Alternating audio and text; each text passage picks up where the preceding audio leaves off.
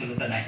সেই শিশুটা যখন আবার বাড়িতে ফিরছে সে ব্যাগটা ফেলেই হয়ে যাচ্ছে, এবং এই সকল বাচ্চারা কিন্তু আপনি নন কমিউনিকেবল যে ডিজিজগুলো সেদিকে ধাবিত হচ্ছে।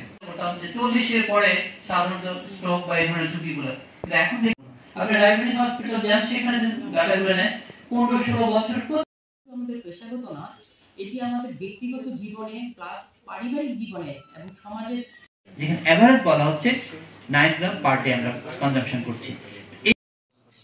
এবং আমাদের জিআইডারের বিভিন্ন দপ্তরে দপ্তর করা হলো থেকে এরপরে থেকে যখন সে খাবারের জন্য উপযোগী হয় তখন শিখতে হবে যদি একজন ভালো বাবা মা, আদর্শ বাবা মা আপনি হতে পারেন। ফ্যাট পার্সেন্টের যে লেভেলটা তার চেয়ে বেশি থাকে অনেকাংশে।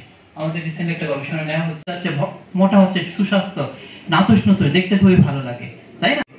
ওই পরিবারে যারা আছে তারাও এর সাথে জড়িত ছিল। কারণ হয় তখন বলা চলছে 10 মিনিট হতে হবে তাকে ওই দুধ খাওয়ার জন্য হারিয়ে ফেলছে।